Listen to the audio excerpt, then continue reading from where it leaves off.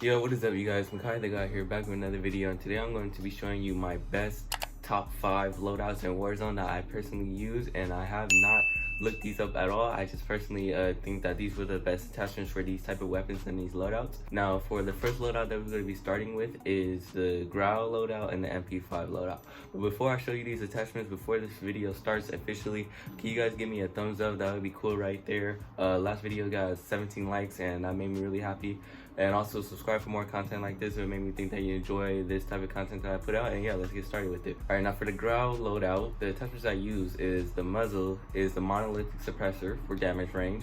The barrel is the Tempest 26.4 Archangel, so I can get an increase of damage range and recoil control. And then for the underbarrel, I use the Commando foregrip for aiming stability and recoil stabilization. And then ammunition is 60 round mags. You don't really need 60 rounds, but it's like, personally, I think I need a full 60 round mag to make sure I don't have to reload over and over again. And then the rear grip is the XRK Void II for aim down sight speed and strength to fire speed, because this is really heavy, as I put so many heavy attachments to this GRAU. But yeah, anyways, when I used this GRAU in Warzone, it was pretty accurate and it got the job done. I broke a lot of armor before they took cover, and I downed a lot of people. And yeah, personally, I got to say that this GRAU weapon is pretty good for me. Now for the secondary, the reason why I don't have a sniper or snake shots with this one is because sometimes you're not gonna have enough time to reload. So I personally like to use the amped perk and then switch to the MP5 and then finish the job that the GRAU couldn't. Now for the attachments I use for the MP5 is a monolithic suppressor for increase of damage range. Underbarrel is the Merc foregrip, so I can have an increase of hip fire, and then the ammunition is the 10mm 30 round mag, so I can have an increase of damage and range. And then the perk is sleight of hand because the MP5 kind of reloads kind of slowly, so it's better for me to just reload faster than the GRAU or whatever. And then the stock is the F-TAC collapsible for an increase of movement speed and aim down sight speed. This MP5 right here is a laser. It's one of the most try-hard weapons in Search and Destroy and multiplayer, but the only thing that I added to this is the monolithic suppressor, so I can have an increase of range, because in Warzone you're going to be seeing a lot of people from far away, and you might have to shoot them from 40 meters, 50 meters out. And now for the perks for this loadout is cold-blooded, overkill for the MP5, and then amp, so I can switch to the MP5 faster. And then the lethal is the Semtex, and then the tactical is the heartbeat sensor. Now let's move on to the next loadout. Next loadout right here is a laser, but it doesn't get the job done that much. You might have to reload a couple times, or you can finish the RPG right here. But for the attachments for the M13 is the monolithic suppressor for the muzzle. The barrel is the Tempest marksman for the increase of damage range and recoil control. Underbarrel is Commando foregrip, and then the ammunition is a 60 round mags, because as you know, the M13 has a fast fire rate, and you're going to need a lot of bullets to get the job done in Warzone. And then the optic is the GI Mini Reflex, but if you don't want the reflex scope on there, I personally would put another stock on there, and that stock I would put is the Force Tac Stalker for more aiming stability. But anyways, yeah, so the secondary weapon is the RPG, just because you might see a lot of vehicles and you don't really need Kimbo's 357s, I think that's what they call it. But you don't really need a Kimbo's, or you don't need a sniper with this M13. You can just use the RPG right here, destroy some vehicles, or destroy just a whole group together, and yeah, you come up across them. The perks is EOD, just in case you shoot yourself with the RPG.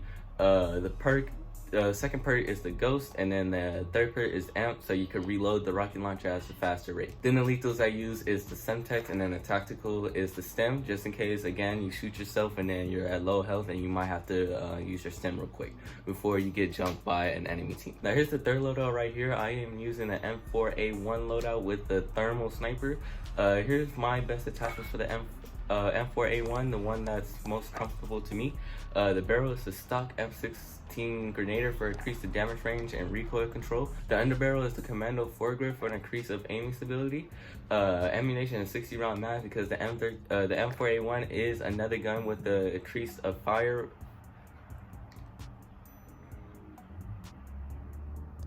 The ammunition is 60 round max, because as you know, the M4A1 has a fast fire rate, so you're gonna need a lot of bullets to get the job done as well. OPTIC is the GI Mini Reflex, and then the stock is the M16 stock for increases aiming stability. Now this gun is really balanced. It's not that bad in Warzone. It's really a laser a lot of times, but sometimes you're not going to finish the job with this gun. But I personally will use this. It's like my second best from the M4, the GRAU. Now the secondary weapon is the AX50 sniper. I am using the tac laser for this. The barrel is a Singuard Arms Pro for increased damage range and bullet velocity. Muzzle brake is the muzzle. Optic is a thermal dual power scope for thermal, because as you know, people are far away and you might not even see them with the regular scope, even if you have the variable zoom scope. So I personally would use the thermal dual power scope so I can have a magnification toggle, and I could see them with the thermal. And then the stock is the Singuard Arms Marksman for increased aiming stability. The perks I use for this loadout is cold-blooded, because as you know, I'm going to be standing a lot with the sniper loadout that I have with this M4A1, so I personally do not want to be seen by other enemy thermal scopes. Second perk is the overkill, so I can get the sniper, and then third perk is amp, so I can switch to the sniper like that, and I won't have any delay with it at all. If I did not have this, then this loadout would be pretty pointless. Then the lethal is Claymore, just in case I have to go to a building and just snipe people from up there, so I have to put these at the doors. And then the tactical is a smoke grenade, just because I just like to throw it on the ground and use my thermal to see out through the smoke and then shoot the enemy team. Now for the fourth loadout I'm using, it is the MP7 and then the Bruin MK9 machine gun. Here's the attachments for the MP7. The muzzle is the monolithic suppressor. Sorry about that. Monolithic suppressor for increased damage range. FSS recon barrel for an increase of damage range. Underbarrel is a Ranger foregrip for an increase of aiming stability and recoil control. Ammunition is 60 round mags, because this is another gun with a fast fire rate, so you're gonna need as many bullets as you can. And then the stock is a force tag stalker, but if you don't want the stock, you can just put the optic as GI Mini Reflex.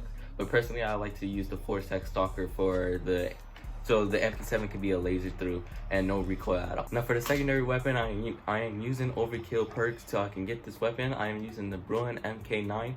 I'm using the monolithic suppressor for the muzzle for an increase of range, the XRK Summit 26.8 barrel for an increase of range and recoil control, as you can see right here. And then the optic is GI Mini Reflex, because I do not like the iron sight on this gun, so I'm using an optic for this one. Ammunition is 60 round mag, so I could have an increase of aim down sight speed and movement speed. And then the underbarrel is a Merc foregrip, because as you know, some people might rush you, so you might need to hip fire instead of aiming down at some point. Now for the perks I'm using is cold-blooded. Second perk is overkill, and then the third perk is amp, because it takes a long time to take out your machine gun when you need it the most. And then yeah, it's just worth it. It's just a perk that's worth it. Lethal is the Semtex, and then the tactical is the Stim. Now let's get on to the final and last loadout. Now the last loadout I'm using is the Ram. I only use this loadout just because I either get bored of the other 4 loadouts, so I personally like to use this loadout sometimes just to have fun with some enemy teams. But anyways, here's the attachments here for the Ram 7. The muzzle I'm using is the compensator for an increase of recoil control. Barrel is the Force Tech Eclipse for an increase of damage range. The Ram 7 is really bad if you do not have this barrel. It's only bad in Warzone if you do not have this barrel, because it is a lot of hit markers if you don't have this barrel attached to this weapon. And I personally know, because I picked up a random Ram 7 in a crate, and it had the F-Tech 13.5 compact, and that was really bad in Warzone. So yeah, use the Force Tech Eclipse barrel for this gun. Underbarrel is the Commando foregrip. Ammunition is the 50 round mag. And then the last one is the F-Tech Equilibrium. I think that's how you say it, for increase of aiming stability. Now for the secondary, I'm using the Kimbo's 357s. Even though they're nerfed, they're still pretty good to use, just in case if you run out of ammo in your Ram 7, so you just need to switch out real quick and then they're done. Now the perks I'm using is cold-blooded. Cold-blooded is one of the main perk ones you should use all the time, but just in case if you're using the RPG, just switch to EOD then. Second one is Ghost, and then the third one is Amp, so I could switch to my 357s quick. Now for the lethals I'm using is the Semtex, and then the tactical is the Sim. And that was it for this video, you guys. I hope you enjoyed it. Sorry if I mumbled a lot. Still getting used to this webcam stuff, and I really still don't like doing this at all. But anyways, thanks for watching the video, and if you made it this far, thank you. Give it a thumbs up and subscribe for more content, and yeah, see you in the next video. Peace out.